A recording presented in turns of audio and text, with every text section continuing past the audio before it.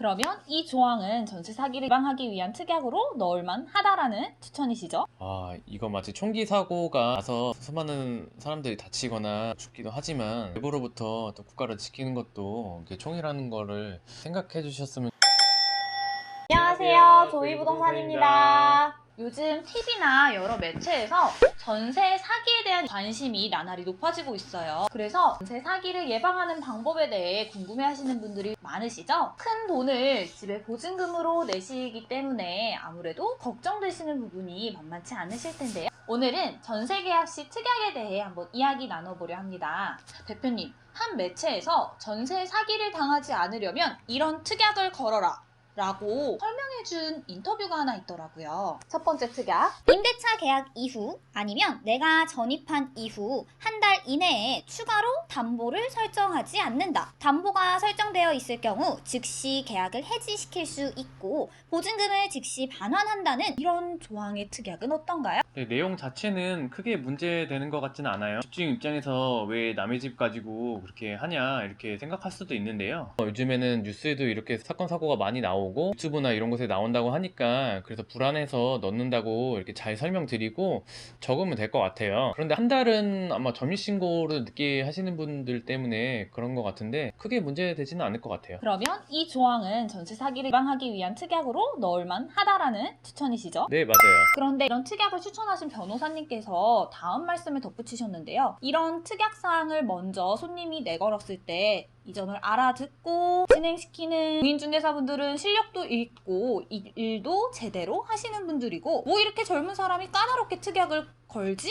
이렇게 나오면 굳이 거기서 계약을 안 해도 되는 거예요 라고 말씀해 주시더라고요. 네, 맞아요. 예전에는 임대인이 이런 특약을 아마 한 번도 보시지 못할 경우도 있고 뭐 거부감이 들 수는 있겠지만 뭐 이런 일이 잘 없었는데 요즘 뉴스나 언론에 많이 나오고 있어서 이렇게 한다 이렇게 설득시키면 사실 되거든요. 요즘에는 다 적는다 근데 좀 약간 무섭게 말을 했을 뿐이다 라고 적어주시면 될 것 같아요. 그런데 문제는 전세뿐만 아니라 월세 막 1000에 50 이런 치우선변제금 안에 들어가는 이런 분들도 똑같은 특약을 가지고 와서 이렇게 써달라 하시는 분들이 있어요. 물론 쓴다고 해서 크게 문제될 건 아닌데 이 변호사분이 말씀해 주신 거는 전세 사기 예방에 관한 내용이고 이런 매물에 해당되지 않는 집주인들도 전부 다 잠재적인 뭐 사기꾼으로 이렇게 생각하고 오시는 분도 계시더라고요. 건물 땅값이 합쳐서 부동산 가격이 뭐 100억인데 뭐 융자가 막 1, 2억 있다고 해서 사실은 그게 위험하다고 생각되지는 않거든요. 100억 건물에 뭐 100원이라도 융자가 있다고 해서 발 뻗고 못 주무실 분 같은 경우는 저는 그냥 말씀드려요. 그냥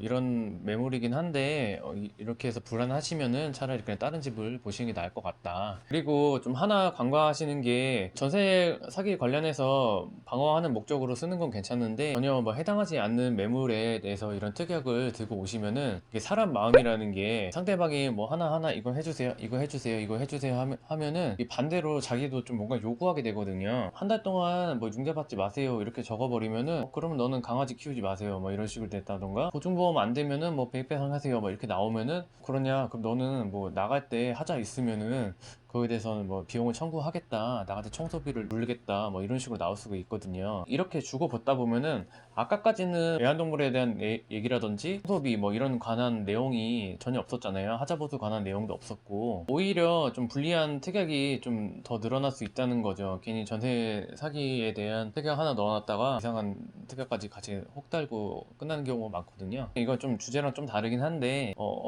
이런 해당 호수나 이런 너의 그 계약원에는 이런 특약을 꼭 항상 이 고지고대로 넣을 필요는 없을 것 같다라고 하는데 그걸 잘 알아들으시는 분이면은 진행해 드리는 거고요. 그 변호사님이 뭐 이런 부동산을 걸으라고 했다 이렇게 말씀하시면 뭐 어쩔 수 없죠. 뭐 저도 이게 좀 이 집은 좀 안 맞은 것 같으니까 이렇게 다른 집으로 해드리겠다 이렇게 좀 말씀을 드리죠. 그러니까 대표님 말씀은 특약이 계약서에 많이 들어간다고 해서 내 권리가 다 보장된다고 생각하는 게 아니라 오히려 더 계약이 깐깐해질 수 있다는 말씀이신가요? 네, 맞아요.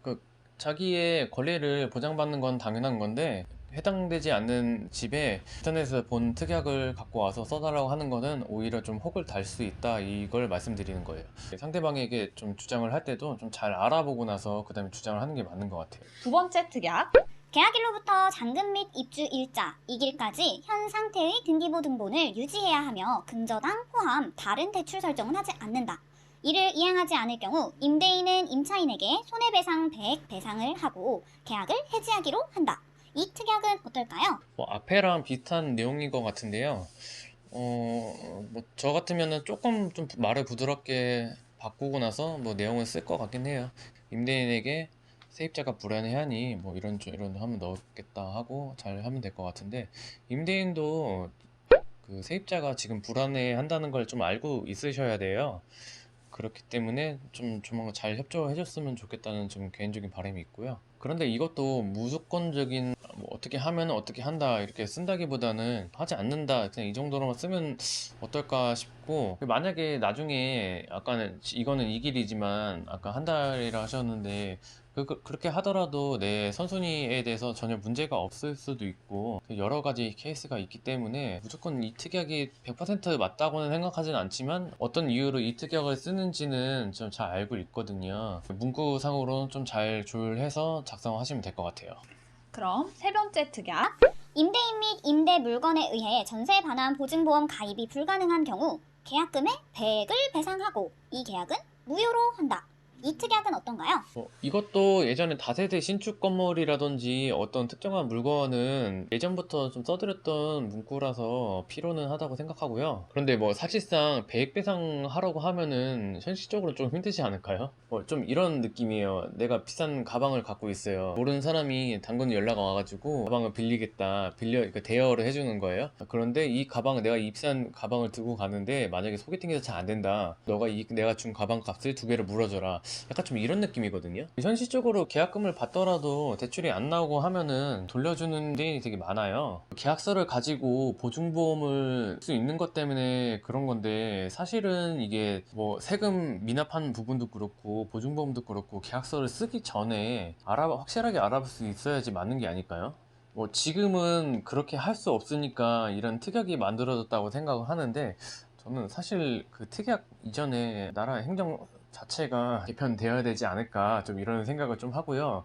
근데 또 하나의 문제는, 그리고 또 어떤 분들은 임대인 및 임대인 물건에 의해 뭐 대출이 안 되거나 보증보험이 안 될지 뭐 이런 문구가 들어가는데, 근데 어떤 분들은 뭐 무조건 뭐 안 되면은 100배상 하라 뭐 이렇게 들고 오시는 경우도 있거든요. 그러니까 무조건 안 되면은 뭐 넣다 이렇게 하시는 분들이 있는데, 뭐 이런 분들 같은 경우도 이렇게 잘 설명드려가지고 이렇게 무조건적으로 쓸 수는 없고, 이 본 물건에 의해서 뭐 안 될 시 반환한다 막 이런 조건으로 쓰는데 신용 때문에 안 되는 경우도 많거든요. 실질적으로 제가 전세를 쓰다 보면은 임대인 물건뿐만 아니라 그냥 임차인의 문제로 안 되는 경우가 상당히 많거든요. 개인 신용의 문제라는. 그렇죠. 개인 신용일 수도 있고 뭐 여러 가지 이유가 있겠죠. 뭐 알고 보니까 집이 몇 개 갖고 있었다든지 뭐 이런 문제가 있는데, 버팀목이라든지 LH를 신청했는데 그 자격 조건이 되는지 확인 안 하고 일단 계약서 쓰는 분도 있고,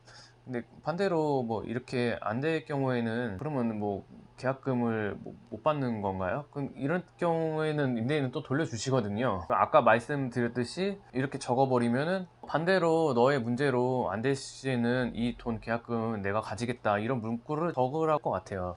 임대분께서는 특이하게 조건이 나랑 맞는지를 먼저 확인하고 나서 좀 써달라고 하는 게 좀 맞는 것 같아요. 제 생각엔 그래요. 마지막 네 번째 특약. 임대인은 계약 기간 중 매매 또는 담보를 제공하는 경우 미리 임차인에게 통보하여 주기로 한다. 이 특약은 어떤가요?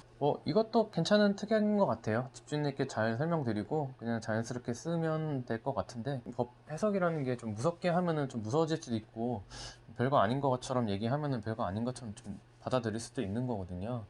임차인이 좀 두려워하는 마음을 요즘은 이렇기 때문에 보통 이렇게 많이 적는다 이렇게 잘 설명드리고 뭐 진행하면 괜찮을 것 같아요. 이렇게 불안한 부동산 경기에 따라 전세 사기가 요즘 뉴스에서 너무 자주 다루어지다 보니 괜히 집을 구하시는 분들이 처음부터 임대인과 공인중개사 분들을 이분들 전세 사기 아니야? 하고 경계하시면서 집을 보시는 분들이 늘고 있어서 그동안 전세 사기와 관련 없이 정직하게 일을 하시던 공인중개사 분들까지도 피해를 많이 보시겠어요. 맞아요. 요즘 손님들 보면은 몇몇 분들은 정말 아주 날카롭거든요.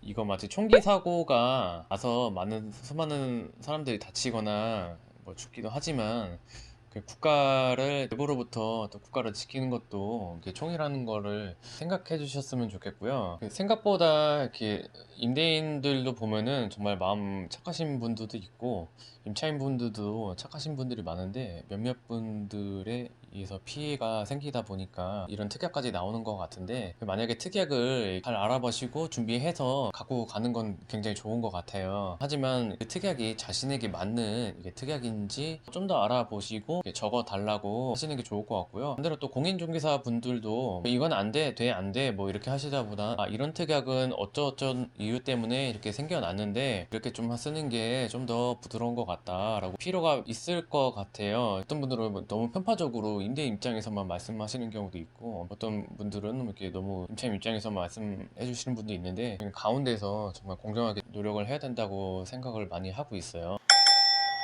오늘 전세 사기에 관련하여 특약에 대해 이야기 나누어 보았는데요. 특약 많다고 다 좋은 게 아니라 나에게 맞는 특약만 골라서 계약서에 있으면 된다는 점 잊지 마시고 여러분 오늘도 직구하는 꿀팁 챙겨가세요. 챙겨가세요.